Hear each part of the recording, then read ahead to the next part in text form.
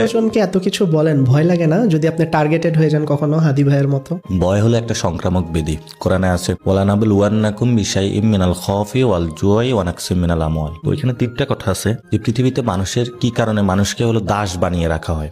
মানে আমরা তো আশরাফুল মাখলুকাত, মানুষ হলো সর্বশ্রেষ্ঠ জীব, কিন্তু এই মানুষকে আবারই বলা হয়েছে বালহুম আদল, অর্থাৎ তারা চতুষ্পুত প্রাণী থেকেও আরো নিকৃষ্ট। এটা কখন হয়? এই তিনটা জিনিসে পড়লে। রাসূল সাল্লাল্লাহু আলাইহি সাল্লাম যখন ইসলামের দাওয়াত দিয়েছিলেন, বলছে তোমাকে চাঁদ তারা দেওয়া হবে, সূর্য এনে দেওয়া হবে, তারপরও তো মুখটা বন্ধ কর। আস্তাগফিরুল্লাহ।